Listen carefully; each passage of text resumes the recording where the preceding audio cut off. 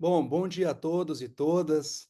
É realmente uma satisfação, uma alegria participar desse evento. Eu queria agradecer muito demais o convite que me foi formulado para estar aqui e falando um pouco, né, desses temas que envolvem o meio ambiente e notadamente o controle de convencionalidade das leis. Eu acho que realmente esse é um grande momento, um momento especial para debatermos esse tema e não haveria melhor espaço realmente do que esse para que a gente pudesse falar um pouco, né, dessas expectativas e de como que se comporta esse tema, sobretudo agora, né, sobretudo na pós-modernidade, e que tem a ver com esse controle, dizer assim, da produção, normativa doméstica. Claro que esse é um tema que envolve o direito internacional dos direitos humanos e também o direito internacional do meio ambiente, que, no fundo, é direito internacional também. E, claro, quando se fala de proteção internacional do meio ambiente, temos que lembrar sempre, né, dessa preocupação, digamos, com esse corpus iuris de proteção, que é hoje ah, o ponto central do direito internacional no que tange às qualificações, eu diria, e as qualificadoras do direito internacional, que vai cuidar desse novo fenômeno e que vai nos fazer compreender como que o direito pode proteger mais e como que o direito internacional pode ajudar o direito interno nesse sentido. Por que uma proteção internacional do meio ambiente, né? A resposta nos parece, ela passa evidentemente pelo entendimento dessa necessidade que os estados se deram conta de que os problemas ambientais hoje realmente ultrapassaram fronteiras e não têm como ser resolvidos senão pela cooperação entre eles. Quando se falava há algum tempo atrás no conceito conhecido de patrimônio comum da humanidade, né?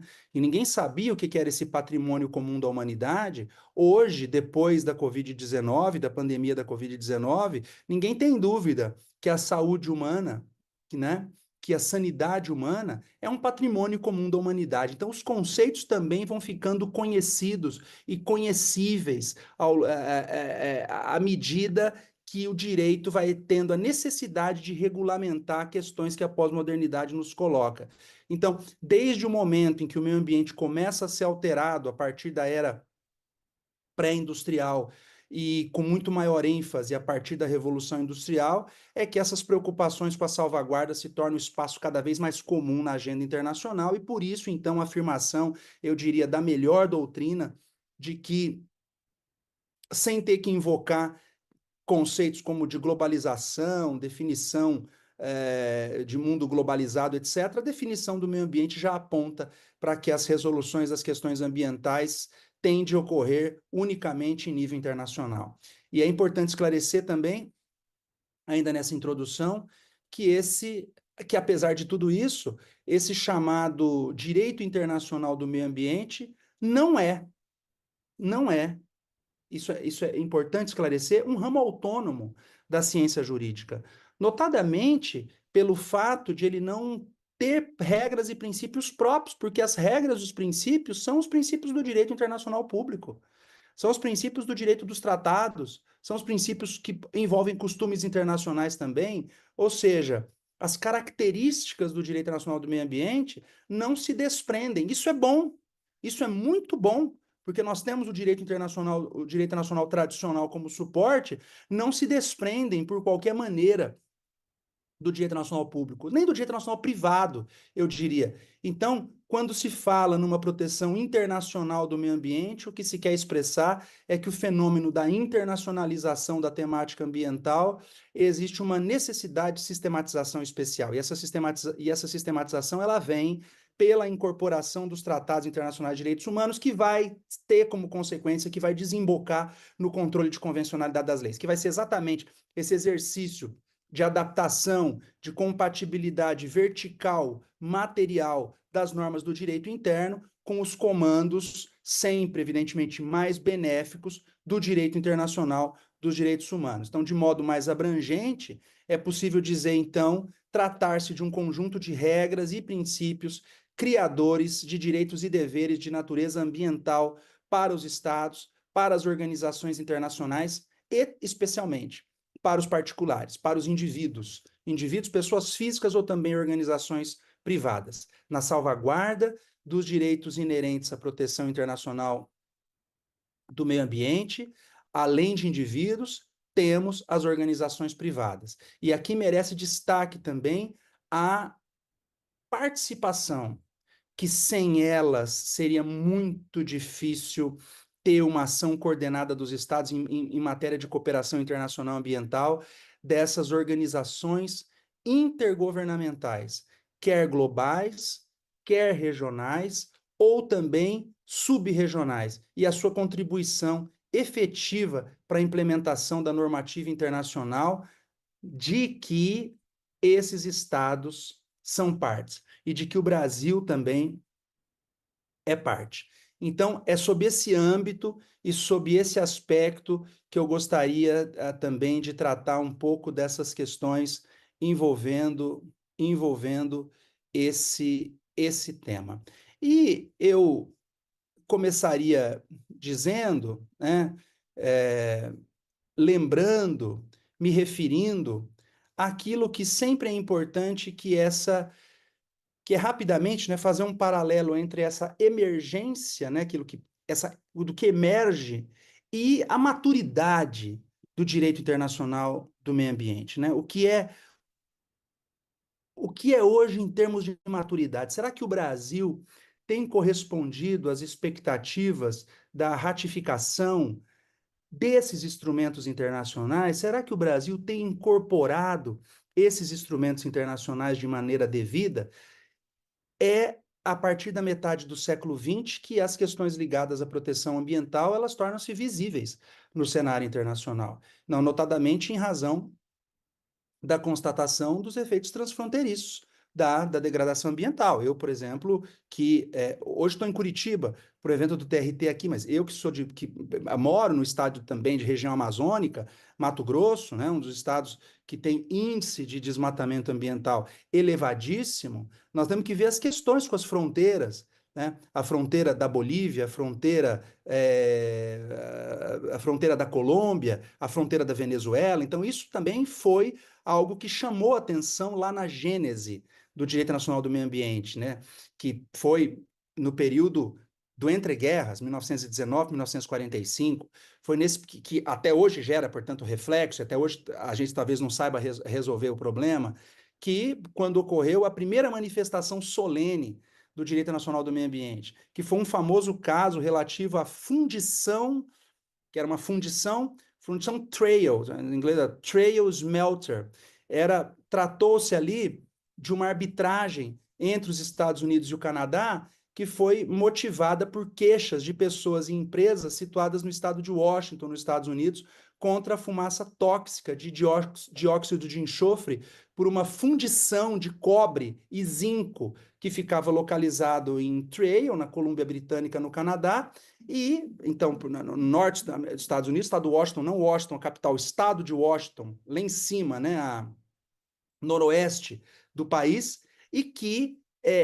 expelia em direção dos Estados Unidos essa fumaça tóxica, que causou inúmeros danos a pessoas, animais, a propriedades ali localizadas. E mesmo interessante, mesmo havendo sentença condenatória, tanto de tribunal americano quanto de tribunal canadense, o fato, na verdade, era que a poluição continuava, né? O que fez isso, então, com que o governo norte-americano assumisse como dele o direito das vítimas e postulou em nome próprio uma série de reivindicações contra o Canadá, por meio desse tribunal ad hoc. E na sentença, que é uma sentença de 11 de março de 1941, ficou então estabelecido que nenhum estado tem foi a Gênese, tem o direito de usar ou de permitir o uso do seu território de tal modo que cause dano em razão do lançamento de emanações ou no ou até o território de outro estado. E essa doutrina pioneira constituiu, não há dúvidas, a base para a formulação do princípio 21 da Declaração de Estocolmo e também do princípio número 2 da Conferência do Rio de Janeiro sobre Clima, né? A famosa ECO 92 de 1992. A primeira Conferência Mundial Ambiental foi na década de 70, 72, Estocolmo, né? E 20 anos depois, o Rio de Janeiro, né? E depois, 20 anos depois, Rio mais 20. Mas a Rio de Janeiro ficou como sendo a conferência principal, que seria a Rio mais 20, seria, no fundo, Estocolmo mais 40, né? Mas a nossa conferência aqui, que foi feita nas Nações Unidas, no Brasil, no Rio de Janeiro, ela passou a ser esse marco da proteção ambiental, mas veja, só, apesar de ter começado na década de 70, né? E tem toda uma história da descolonização africana, da voz que os países africanos tiveram depois da ONU, mas veja, a segunda grande conferência, que pode se considerar, como eu me referia, ao marco inicial, foi só na década de 90, portanto é muito recente. É muito recente. É evidente que isso ainda está nesse período de construção. E que só chega à sua maturidade, né, também com esse desenvolvimento dessa hoje diplomacia multilateral que, em grande medida, também é reservada à Assembleia Geral da Organização das Nações Unidas, que passa a se tornar esse foro importante de discussões sobre temática ambiental e as preocupações no seio da ONU cresceram sobremaneira e desde da década de 60, 1968, a Assembleia Geral, pela resolução 2398, aprovou uma recomendação encaminhada pelo Conselho Econômico e Social com o fim de convocar, então, a primeira conferência, que é a Conferência Internacional sobre Meio Ambiente Humano, que é essa que eu me referi, de Estocolmo, na Suécia, que ocorreu de 5 a 16 de junho de 1972. E não se pode esquecer que essa premência para a realização de um debate internacional sobre o tema proveio também, como eu também me referia, do ingresso dos países africanos na ONU, descolonizados a partir da década de 60, ocasião então em que esses problemas internacionais ambientais sérios foram levados para o seio da organização internacional.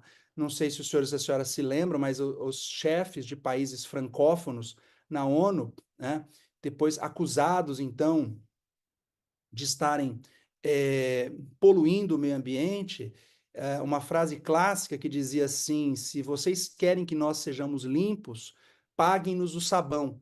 Isso ficou muito emblemático, né, para mostrar que a Europa entra na África, coloniza a África. Quem pega o mapa da África sabe que é tudo cortadinho ali em ângulo reto, né? Quem lê a Ata de Berlim, aquilo é uma divisão. Essa parte fica para mim, depois do Rio fica para você. Então, as ilhas portuguesas do Atlântico, depois Angola, Moçambique, Guiné-Bissau, Cabo Verde, o Império Britânico ficou depois Rodésia, depois a África do Sul, a Bélgica ficou com o Congo, o norte da África, os protetorados franceses, Madagascar, etc. Foi uma divisão.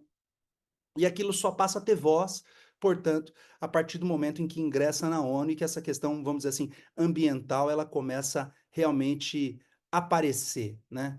E aí, claro, adotou-se uma declaração sobre o meio ambiente humano e que viria a marcar definitivamente o futuro desse sistema internacional de proteção, e a questão indígena, ela entra aqui com toda a força, e a jurisprudência hoje do Sistema Interamericano de Direitos Humanos, a colega que me antecedia, e hoje a jurisprudência interamericana de direitos humanos vai ter uma fortes posições consolidadas também sobre o meio ambiente indígena, e isso tudo tem essa sua gênese na Conferência de Estocolmo e depois, quando da adoção da Declaração sobre o Meio Ambiente Humano, esse instrumento que viria a marcar definitivamente o futuro do sistema internacional de proteção ambiental. E também, depois, 20 anos mais tarde, no Rio de Janeiro, a Conferência das Nações Unidas sobre Meio Ambiente, agora já e Desenvolvimento, né? Conhecida como ECO 92, que à época compareceu 175 países. E ao final da conferência, adota-se a Declaração do Rio de Janeiro sobre Meio Ambiente e Desenvolvimento, que conta com 27 princípios representativos das metas contemporâneas da proteção ambiental. E eu destaco que a conferência da ECO 92 foi a primeira reunião internacional de magnitude realizada após a Guerra Fria e que representou esse marco de revisão conceitual em relação à conferência anterior de Estocolmo. E essa reunião não foi apenas consequência de um intenso processo de negociações internacionais sobre as questões ligadas à proteção do meio ambiente e desenvolvimento. Seus resultados significaram também a reafirmação de princípios internacionais de direitos humanos, como da indivisibilidade e interdependência, depois conectados com as regras de proteção internacional do meio ambiente e dos seus também princípios instituidores. Então, os compromissos, digamos assim, adotados pela Conferência do Rio em 1992, que incluíram duas convenções internacionais, uma sobre mudança climática e outra sobre biodiversidade, e também uma declaração de princípio de florestas. Essa declaração, no entanto, resultou do fracasso da negociação de uma convenção sobre exploração, proteção e desenvolvimento sustentado de florestas, em especial em razão, claro, de vários países que entendiam ser as florestas recursos pertencentes exclusivamente dos estados detentores. E aqui no Dia Internacional do Meio Ambiente também temos esse problema, né? O Brasil tem área de preservação ambiental. Então, precisa ver se do outro lado, no outro estado, na Bolívia, na Colômbia, na Venezuela, também existem essas preservações. Então, também o direito internacional tem que coordenar isso, porque não adianta nós termos toda uma legislação rígida se eventualmente um país vizinho não as tem. Então, como a degradação ambiental é transfronteira, isso pode gerar um problema que é evidente, que não tem como resolver do ponto de vista do direito interno. Me parece que só o direito internacional vai ser capaz de resolver.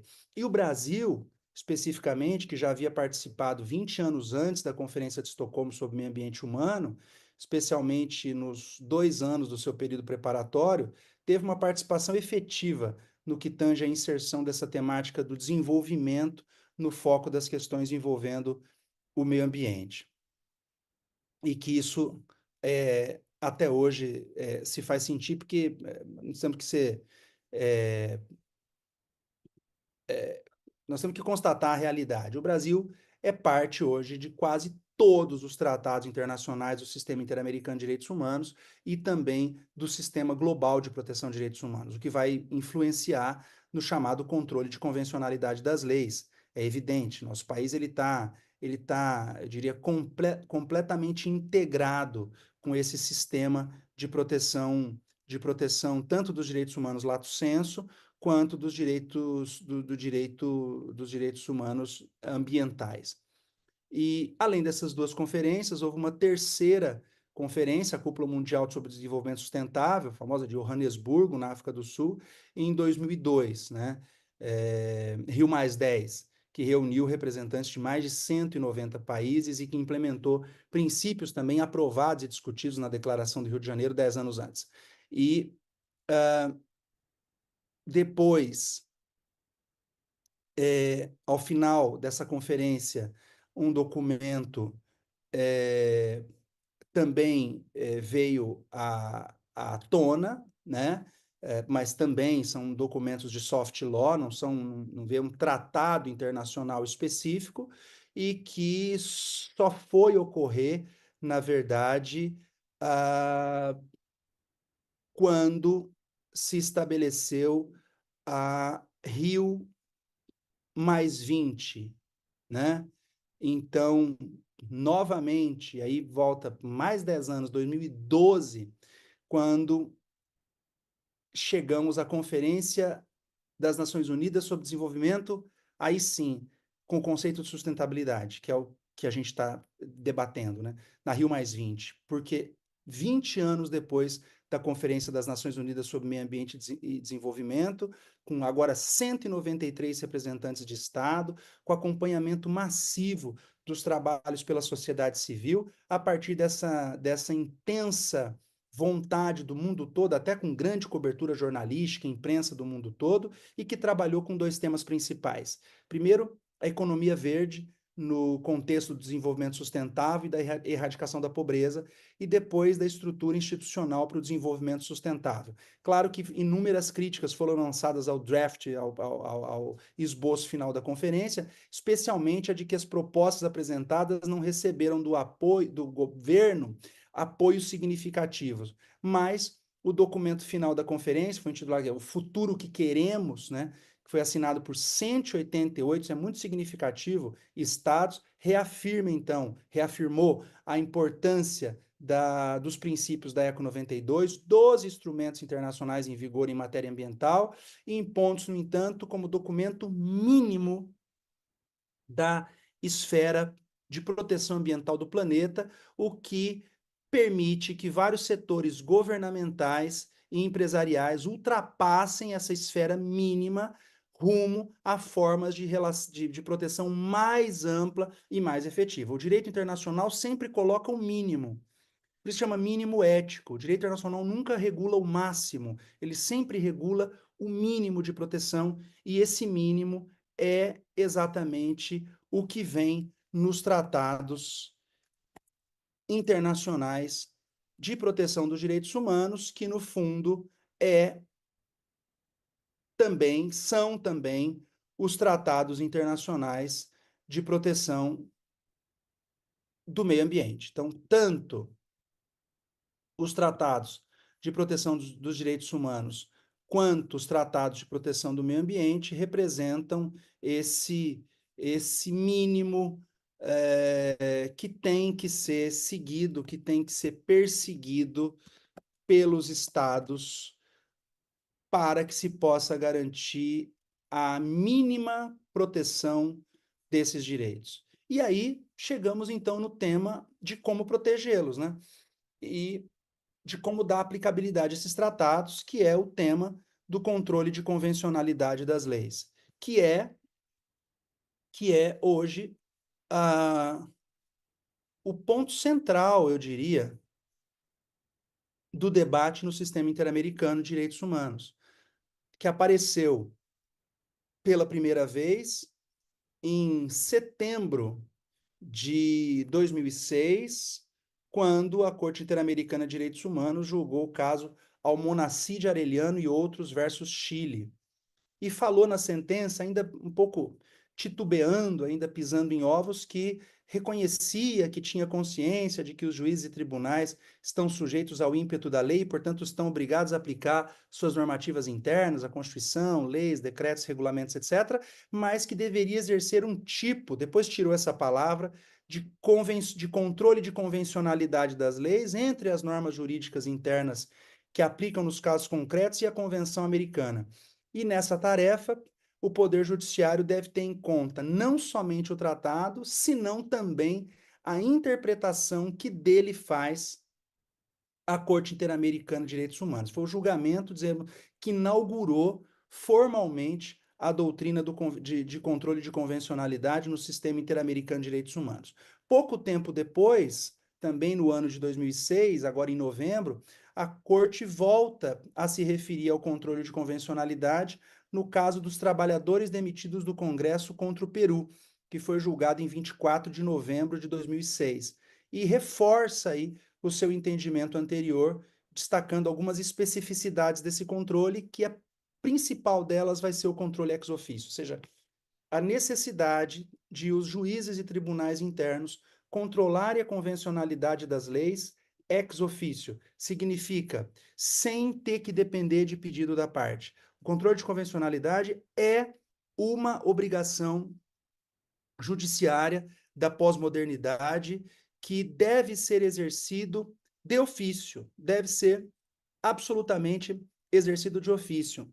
E primariamente, ou seja, em primeiro lugar, o Tribunal Internacional, a Corte Interamericana de Direitos Humanos, só vai resolver esse assunto em segundo plano, assim como é o direito internacional em geral. O direito somente em segundo plano, ou seja, se não conseguiu resolver a questão no plano do direito interno, é que o Tribunal Internacional vai resolver a questão no plano do direito internacional. Mas a obrigação primária, a obrigação fundamental é do Poder Judiciário interno do Estado.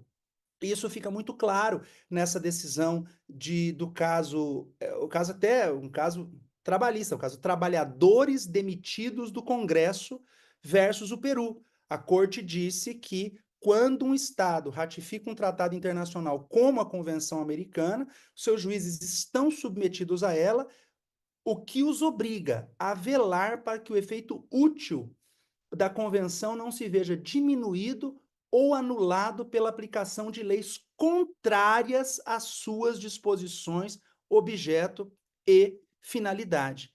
Em outras palavras, diz a Corte, os órgãos do Poder Judiciário devem exercer não somente um controle de constitucionalidade, senão também de convencionalidade, agora, ex officio, entre as normas internas e a Convenção Americana, evidentemente, claro, no âmbito das suas respectivas competências e dos regulamentos processuais correspondentes, e essa função não deve se limitar exclusivamente às manifestações ou atos dos postulantes em cada caso concreto. Então, aqui fica definitivamente estabelecido que o controle de convencionalidade é uma obrigação que eu acho que no Brasil está funcionando bem, né? Hoje, eu acho que todos sabem, né? Enquanto consultor ad hoc do Conselho Nacional de Direitos Humanos, eu peticionei ao CNJ e fiz uma proposta para que o CNJ adotasse uma recomendação encorajando, não uma resolução, uma recomendação, recomendando, sem expressões obrigatórias, mas encorajando, recomendando os juízes e tribunais de todo o país a controlar a convencionalidade das leis e aplicar a jurisprudência do sistema interamericano de direitos humanos. O que foi da relatoria da conselheira Flávia Pessoa, juíza magistrada trabalhista, e que conhece muito de direitos humanos, encampou essa ideia. O presidente do CNJ, à época, o ministro Luiz Fux, foi muito sensível à causa e editou-se a recomendação que todos os senhores e as senhoras conhecem bem, a recomendação 123 de 2022, e depois também propusemos a que hoje é a recomendação 96 de 2023 do CNMP, também do Conselho Nacional do Ministério Público, para Ministério Público e Poder Judiciário estarem integrados no controle de convencionalidade. Então, quer dizer, eu acho que hoje estamos bem, quer dizer, existe já essa normativa, os tribunais, e aqui eu preciso referir isso como eu sempre refiro, notadamente a Justiça do Trabalho, que tem dado, foi a primeira vez na ementa no Brasil, antes de STF, STJ, dos outros tribunais, foi a Justiça do Trabalho que coloca a obrigação de controle de convencionalidade numa ementa, ou seja, jurisprudência do tribunal.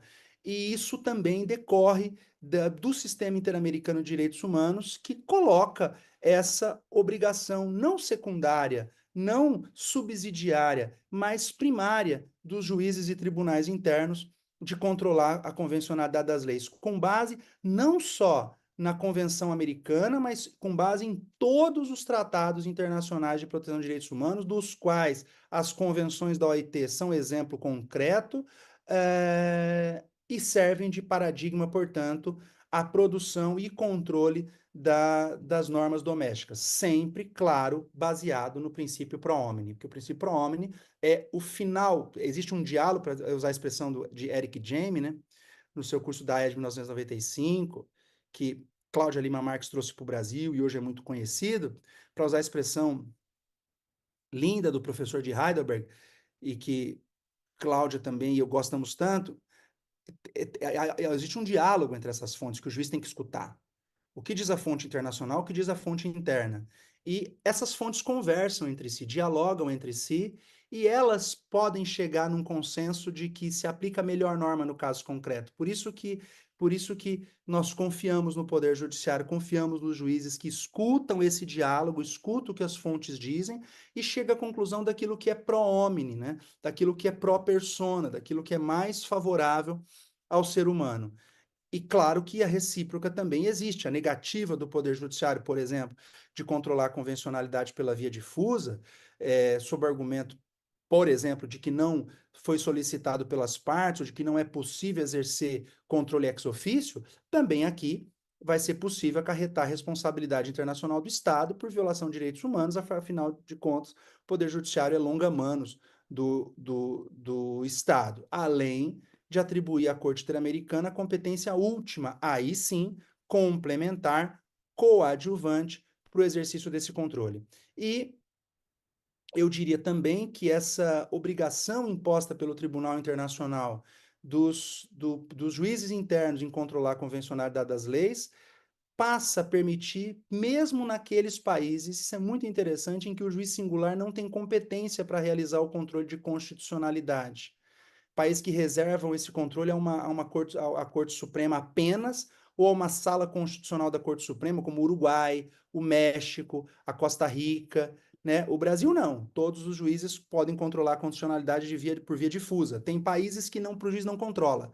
É só uma sala do Tribunal Constitucional ou o próprio pleno do Tribunal Constitucional. Então, mas no controle de convencionalidade, mesmo nos países em que o juiz não controla a constitucionalidade, pela regra da Corte Interamericana, a convencionalidade deveria ser controlada. E aqui chegamos num momento, então, em que existe uma grande evolução do tema de controle, o controle difuso, esse que é, claro, concentrado fica no Supremo, mas o controle difuso, que é exercido por todos os juízes e tribunais do país, a requerimento das partes ou ex officio, ele tem se espraiado grandemente, né?